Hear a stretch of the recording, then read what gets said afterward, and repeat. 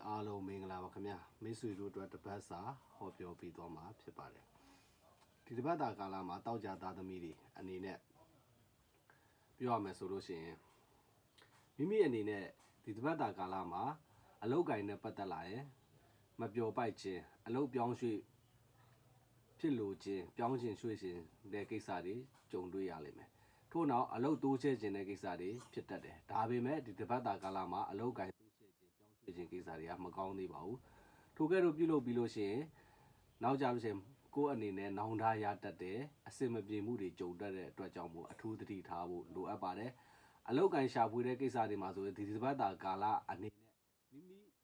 အနေနဲ့ကိုယ့်ထက်အသက်ကြီးတဲ့သူကိုယ့်ထက်ဘာသာရေးပို့လုပ်တဲ့သူကို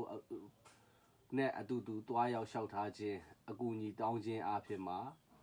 အစဉ်ပြေခြင်းရရှိမှာဖြစ်ပါတယ်ခင်ဗျာအိုးအိမ်အဆောက်အဦနဲ့ပတ်သက်လာလို့ရှိရင်မိမိဆိုရင်အနေနဲ့ရောင်းခြင်းဝယ်ခြင်းကိစ္စတွေမှာအထင်ငေါ်တွေဖြစ်နေတတ်တယ်ထို့နောက်ဒီကိစ္စတွေနဲ့ပတ်သက်ဒီတပတ်တာကာလမှာရောင်းထွက်တဲ့ကိစ္စမှာအနှောက်အယှက်ပုံပြီးမှရောင်းထွက်တာမျိုးကြုံတွေ့ရပါလိမ့်မယ်အပြောင်းရွှေ့နေရအပြောင်းရွှေ့နေမကောင်းပါဘူးအထူးသတိပြုပါထို့နောက်ဝေးကြီးနဲ့ပတ်သက်လာလို့ရှိရင်ကိုယ်အနေနဲ့ပေးစရာရှိတာရစရာရှိတာတွေကတဝက်တစ်ပြက်ပဲအစဉ်ပြေခြင်းအောင်မြင်ခြင်းဖြစ်ပါလိမ့်မယ်ကြံတဲ့ကိစ္စတွေကတော့တဝက်ကတော့ပူပင်နေရတာမျိုးကြုံတွေ့ရမှာဖြစ်ပါတယ်ထို့နောက်မိတ်ဆွေအနေနဲ့ငွေကြေးနဲ့ပတ်သက်ပြီးတော့အခက်အခဲအကျက်သေးတွေကိုဖြည့်ဆင်းကူညီပေးမဲ့သူတော့ရှိပါတယ်သို့ပေမဲ့ပြပြဝဝရရှိမှာမဟုတ်ဘူးဆိုတာတော့ဒီတပတ်တာကာလမှာတွေ့ရပါလိမ့်မယ်စက်ပစ္စည်းနဲ့ပတ်သက်ပြီးရင်အန်ရယ်နဲ့ပတ်သက်ပြီးတော့အထူးသတိထားပါအန်ရယ်ရှိတတ်ပါတယ်အယောင်းဝယ်ကိစ္စကိုဆိုရင်တော့စက်ပစ္စည်းအယောင်းဝယ်ကိစ္စမှာဂျားလူအနောက်ဆက်ပေါ်ခြင်းဝယ်စာအဖြတ်ပေါ်ခြင်းကိစ္စမျိုးဖြစ်ပေါ်ပါလိမ့်မယ်မိမိကိုယ်တိုင်ဓာတ်တိုင်းရောင်းချခြင်းအဖြစ်မှာဒါအစဉ်ပြေခြင်းအောင်မြင်ခြင်းအကျိုးမြတ်ရရှိခြင်းဖြစ်ပါလိမ့်မယ်ထို့နောက်ရွှေလက်ဝက်လက်စားနဲ့ပတ်သက်လာလို့ရှိရင်ဒီတစ်ပတ်တာကာလမှာလုံးလို့အစဉ်ပြေပါလိမ့်မယ်မိမိရွယ်ထားတာတွေဖြစ်မြောက်ပါလိမ့်မယ်အိမ်တို့ဘာသာရေးနဲ့ပတ်သက်တဲ့ပစ္စည်းတစ်ခုဝင်လာမှသာဝင်လာခြင်းဖြစ်မှသာမိတ်ဆွေအနေနဲ့အိမ်အနေနဲ့ပို့ပြီးတော့စီးပွားရေးငြိမ်းချမ်းရေးမိသားစုအေးချမ်းဖြစ်ရေးဒါမျိုးလေးတွေဖြစ်မှာကြုံတွေ့ရမှာဖြစ်ပါတယ်ထို့နောက်မိတ်ဆွေအနေနဲ့အိမ်တော်ကြီးနဲ့ပတ်သက်လာလို့ရှိရင်အိမ်တော်ကြီးကြောင့်စိတ်မချမ်းသာဖြစ်ခြင်းအိမ်တော်ကြီးနဲ့ပတ်သက်ပြီးတော့မိမိအနေနဲ့စိတ်ဓာတ်ကြခြင်းမိမိစိတ်တိုင်းကြဖြစ်ဖို့အနေနဲ့ဒီတပတ်တာကာလမှာလွဲချော်နေခြင်းတဲ့ဒါမျိုးလေးတွေကြုံတွေ့ရမှာဖြစ်ပါတယ်အခြေရေးကိစ္စတွေမှာကွဲကွာရခြင်းခွဲကွာရခြင်းဖြစ်တတ်တဲ့အပြင်မိမိပေါ်ရန်လိုခြင်း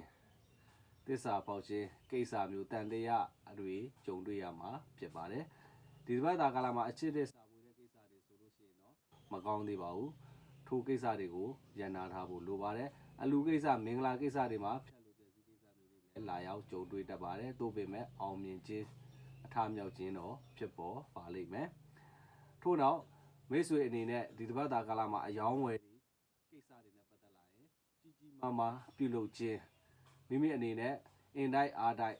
ငွေကိုစုပုံပြီးတော့အလုံးရင်းနဲ့ပြုလုပ်ခြင်းကိစ္စမျိုးရှောင်ဖို့လိုပါတယ်ပေါ်ပေါ်ပါပါနဲ့လုပ်နေကြတိုင်းလုပ်ဖို့လိုအပ်ပါတယ်ခင်ဗျာဒီဘက်သာကာလအနေနဲ့ခရီးကိစ္စနိုင်ငံရေးကြားကိစ္စတွေနဲ့ပတ်သက်လာတော့မထင်မှတ်ပဲအောင်မြင်ခြင်းမိမိအနေနဲ့မေးပြောသလိုထားတဲ့ခရီးကိစ္စတွေမှာအစပေါ်လာခြင်းတွားရောက်ရခြင်းလည်းပဲရခြင်းခရီးကိစ္စအလုပ်ကိုင်နဲ့ပတ်သက်ပြီးတော့မလုပ်တော့ဘူးဒီခီးမသွားတော့ဘူးဆိုတဲ့ကိစ္စမျိုးတွေအထမြောက်အောင်မြင်ခြင်းတွေဖြစ်လာပြီးအဆင်ပြေပါလိမ့်မယ်နိုင်ငံရေးကိစ္စလုပ်နေမဖြစ်ဘူးမလုပ်တဲ့အခါကျရင်အောင်မြင်ခြင်းဖြစ်ပါလိမ့်မယ်လမ်းစာပေါ်ပါလိမ့်မယ်နိုင်ငံရေးကြားမှာလုပ်နေတဲ့လုပ်ငန်းကိုင်တွေမှာတော့မိတ်ဆွေအနေနဲ့အနှောက်အယှက်ပေါ်ပါလိမ့်မယ်သို့ပေမဲ့အလုပ်ပြောင်းခြင်းရွှေ့ခြင်းကိစ္စမျိုးမပြုလုပ်ပါနဲ့အောင်အညံ့နေများနေတဲ့အတွက်ကြောင့်ဖြစ်ပါတယ်လက်လာဘက်အနေနဲ့ကတော့ပွင့်ပေမဲ့အပြေအဝမပွင့်သေးပါဘူးထို့အတွက်ကြောင့်မို့ဒီတစ်ပတ်တာကာလမှာအခက်အခဲအညံ့ခိုင်တွေတက်တာဖို့မိမိအနေနဲ့ကျမ်းမာရေးဟာဥကောင်းပိုင်းခြေထောက်ပိုင်းကျမ်းမာရေးညံ့တယ်တုံမုံမိသားစုထဲမှာကျမ်းမာရေးညံ့တဲ့သူတူပေါ်ပါလိမ့်မယ်ထို့အတွက်ကြောင့်မို့အညံ့ခိုင်တွေတက်တာမယ်လက်လက်ဘက်တွေပွင့်လန်းမယ်ငွေကြီးကံကောင်းမှုမိမိအပူကိစ္စတွေငြိမ်းအေးဖို့တက်တာစေဖို့အတွက်ဆိုရင်ဒီတစ်ပတ်တာမှာအိယာပြောင်းအိတ်ခြင်းပြုလုပ်ပါထို့သောပြောင်းအိတ်တဲ့အချိန်မှာဂုံတော် ကိုးပါသို့မဟုတ်မိမိရဲ့ဘာသာရေးမိမိကိုးကွယ်တဲ့ဘာသာရဲ့အဋိဌာန်တစ်ခုခုတမထတစ်ခုခုကိုပြုလုပ်ပါပြုလုပ်ပြီးတော့မနက်ကြလို့ရှိရင်တော့အဝတ်အစားဒူညကဝတ်တဲ့အဝတ်အစားကိုလှူဒန်းခြင်းစွန့်ပစ်ခြင်းပြုလုပ်ပါအညိုက်ခိုက်တွေပြေပြောက်သွားပြီလို့အောင်းမေ့ပြီးတော့လှူဒန်းခြင်းစွန့်ပစ်ခြင်းပြုလုပ်ပါထို့သောပြုလုပ်ပြီးတဲ့အခါမှသာအညိုက်ခိုက်လေးတွေတက်တာမှာဖြစ်ပါတယ်ကြီးစိုးတဲ့ကဏ္ဍကတော့ဒီတစ်ပတ်တာကာလအနေနဲ့တောက်ကြသားသမီးတွေမှတ်ထားရမှာက9ရယ်3ရယ်ကဏ္ဍနေကြီးစိုးနေပါတယ်ကျွန်တော်ရဲ့တပတ်တာဟောပြောချက်မှာမိတ်ဆွေတို့အတွက်ကောင်းသောဟောပြောချက်များသာဖြစ်ပေါ်စေပြီးစိုးသောဟောချက်များလွဲဖယ်ပါစေခင်ဗျာ